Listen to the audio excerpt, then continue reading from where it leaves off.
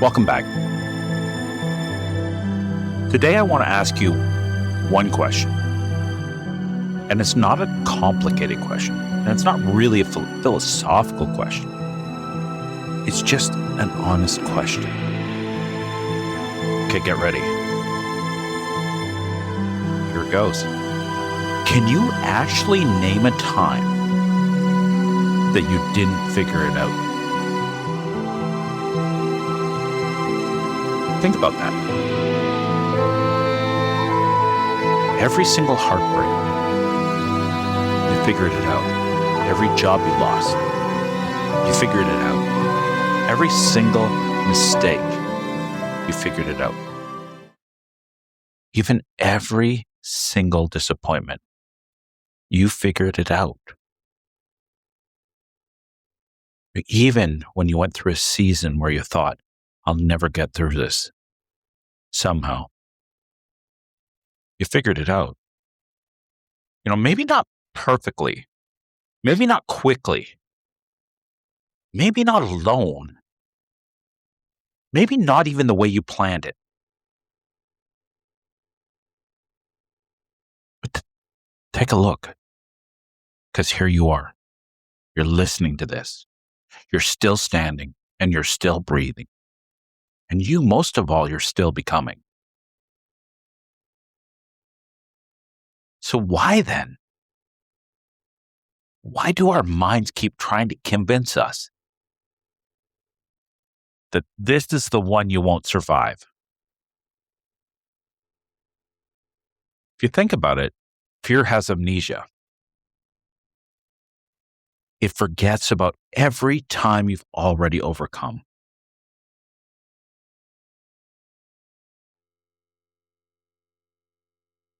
See, your brain has become incredibly good at remembering danger, but super terrible at remembering your resilience.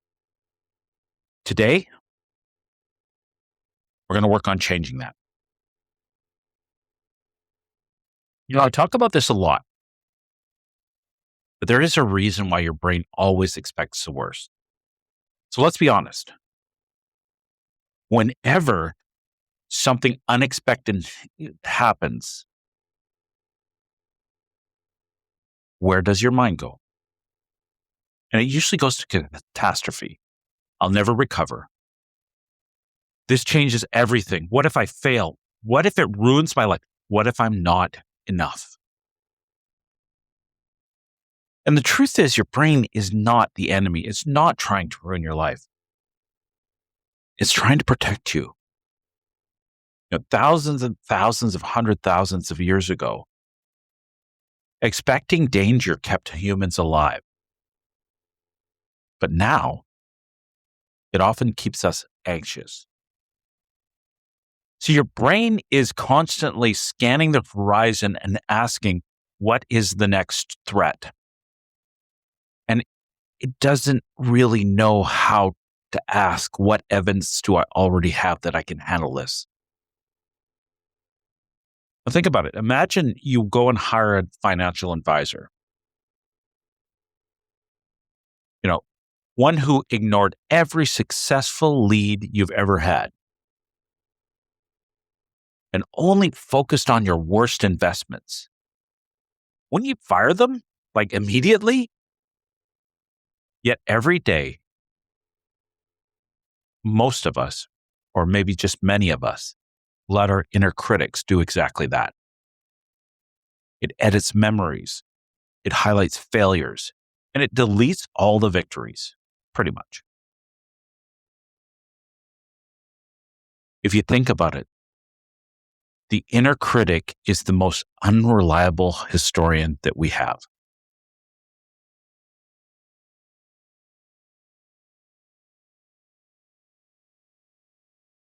I remember one of the biggest moments that I thought nothing would ever work out.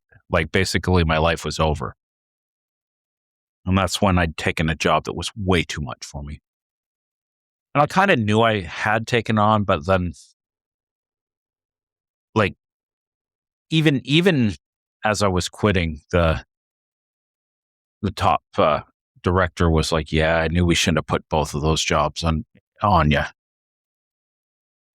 It's funny. Even my brain now looks back and says, like, I made a big mistake, but maybe it wasn't completely my mistake. But anyway, this job was getting so hard, so many problems, so many issues, so many emergency calls in the middle of the night.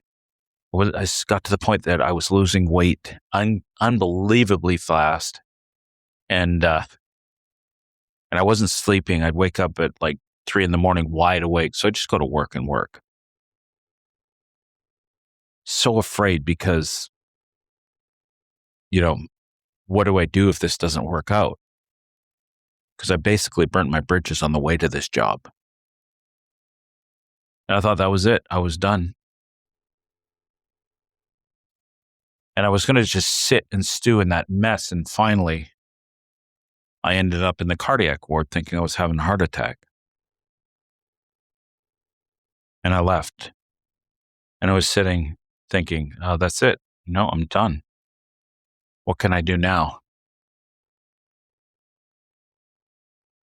The funny thing is, bit by bit, step by step, piece by piece, I figured it out. And then the place I find myself today is somewhere I've never been. Could not have imagined back then. I live a dream life, really. Like, I've got work that doesn't feel like work. People like, oh, when are you going to take a holiday? And I'm like, I don't really need a holiday from this. When are you going to retire? I mean, I'm on Freedom 96 plan, man. I can't, it's not something I need to get away from. In the time when I was sitting in that problem, I thought it would never work out. But like, I've seen this. It's like the biggest, hardest moments in your life lead to the greatest and most beautiful things in your life. And somehow you just figure it out. Always have. See, the truth is your life is already full of evidence that you have figured it out. So let's drop the stories for a second and let's look for evidence, right? Do you remember your first heartbreak? And you thought, I'll never love again. I know I'll never love this way again. Yeah. I'll never be happy again. Life is over. But eventually you laughed again. You loved again. You lived again. You remember the first major mistake, maybe you caught that was caught publicly, and you thought, my life is over. But somehow you learned, you adjusted, you recovered. And for me, that impossible challenge. And for some of the people I work with, it's like their first major injury as an athlete, or maybe a family diagnosis or your own diagnosis or financial struggle. I mean, COVID was a scary moment. Our business was shut down completely. One day we were running, the next day there was zero income. The career setback, the overwhelming season, at the time, it really felt permanent. Today, it's just part of your story. I really wish we could all create the ability to mine the gold out of our stories and throw the rubble away. Because the hardest stories that we have are the ones that created our resilience. And you notice something, your life has always moved forward. Even when it felt stuck. The version of you sitting here right now listening to this version of you did not appear overnight. You were built one difficult season at a time, one more try at a time, one more thing that you overcame at a time. The truth is, your confidence isn't supposed to come from hope alone. is supposed to come from the evidence.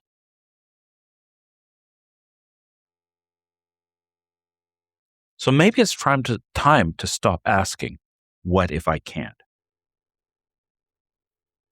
Maybe it's time to start asking, when haven't I ever figured it out?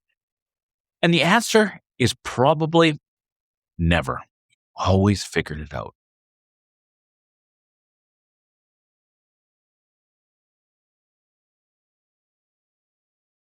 So let's talk about the evidence framework here. How do we really start looking for evidence? How do we mine for the gold, like I say? So whenever fear begins to predict disaster, try walking through this process. First off, examine, ask, what is actually happening here? Not what I'm imagining, not the story I'm making up about what's going on here. What has actually happened in reality? Not assumptions. Second, verify.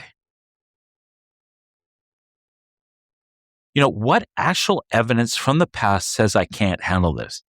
Is there any? Usually there's very little. Now ask, what evidence says I can? How many times have I overcome maybe something similar, something is hard, something that I didn't think I'd be able to do? Suddenly you start seeing all those pieces of gold in the rubble. Maybe it's time to get rid of the rubble and just grab the gold. So next, you need to remember your previous victories. And remember, sometimes victories doesn't look like an outcome that was the top. Sometimes a victory is the fact that you didn't think you could and you felt like you couldn't, but you did anyway. And maybe you didn't end up in the first place, but you overcame and you completed something when you weren't sure. So remember previous victories. And not because they're identical, but because they remind you of who you are. Not who you think you are. Not who your inner critic says you are. Not the story about the problems you've been through, but who you are. Because you've adapted before and you will adapt again. The truth is, your past victories become today's emotional savings account. Now, decide. Choose your response.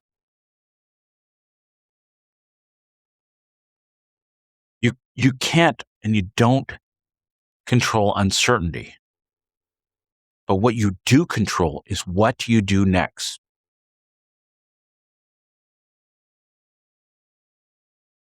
They say courage is not the absence of fear, it's the taking of action in the face of fear. Like the only path to success is one more time. And yeah, do it scared, do it uncertain, do it unqualified. Just do it. Finally, execute one action. Just one. Focus on one. Take one action, then take another. And when you're done that one, take another. Because you don't have to solve the whole life, everything all at once. Only need to solve the day.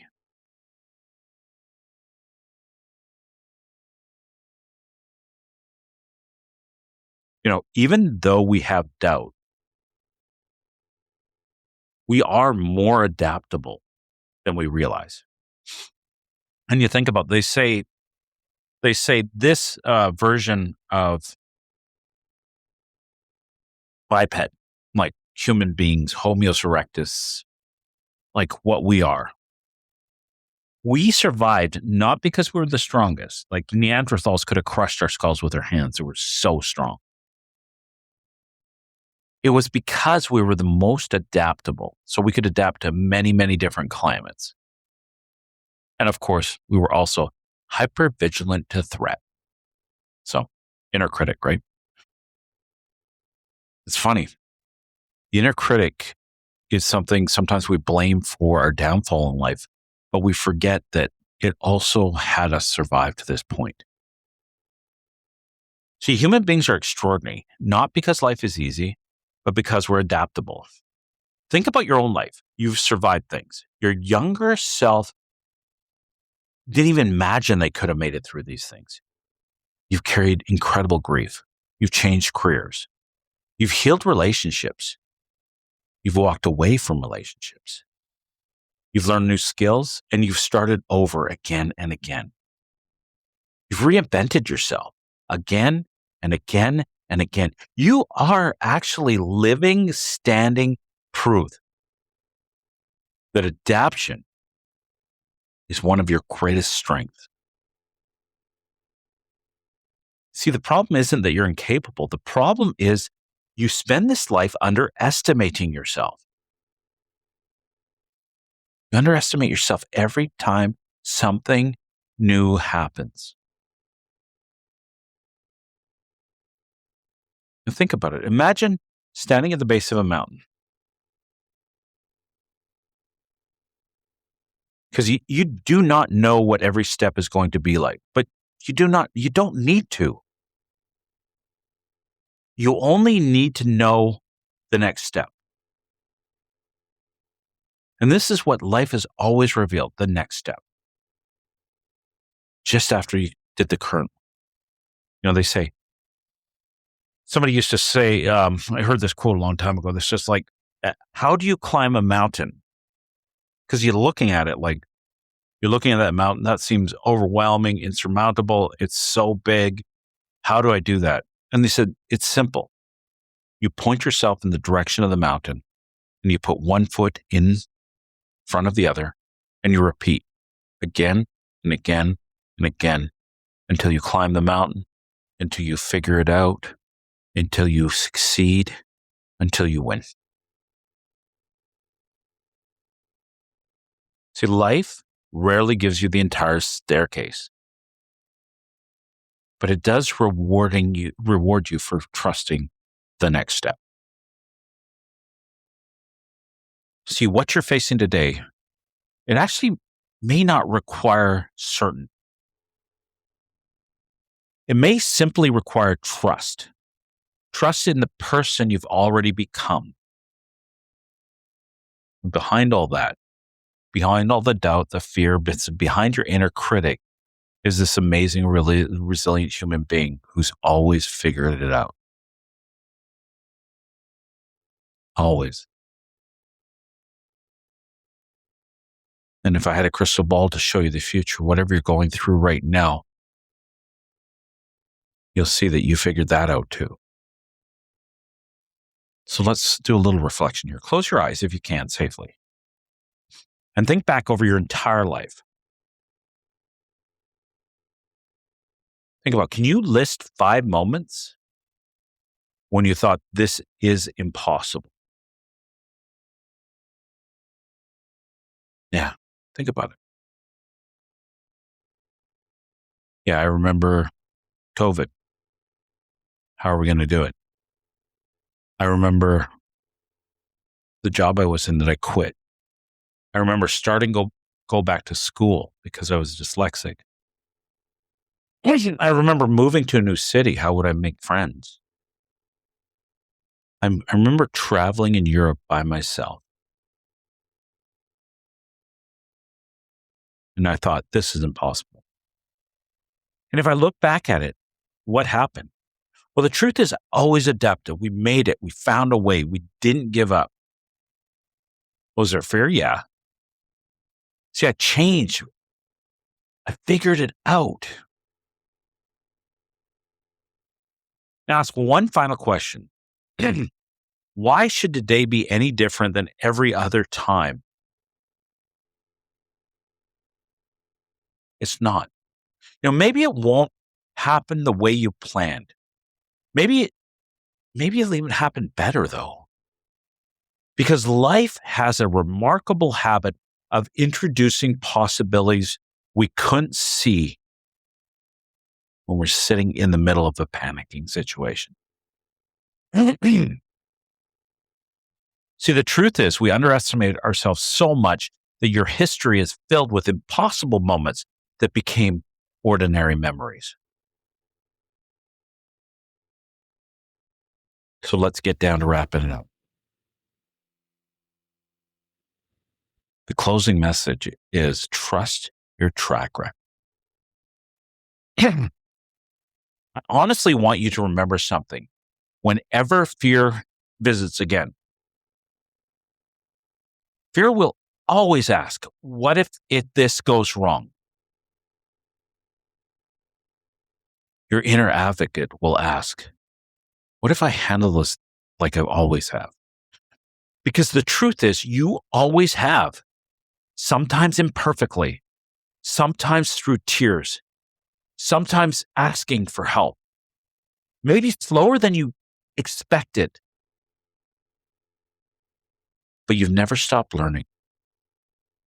You've never stopped becoming, even when you didn't know you were. So don't let today's uncertainty erase decades of evidence. The truth is you're here right now, and that shows you have a remarkable track record. 100%. You have lived through 100% of the most difficult days. You survived every challenge, and you learned. Every obstacle you adapted to, not because you're fearless, but because you're resilient. Because that's who you are. And maybe, why not? Maybe that's your new affirmation. I don't know exactly how this will unfold, but based on every chapter I've already lived, I trust myself to figure it out. And the truth is, you always have. And there's every single reason to believe you will do it again.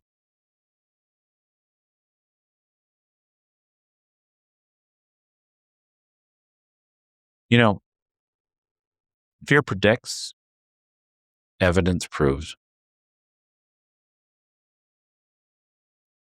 You have a 100% success rate on surviving your hardest days.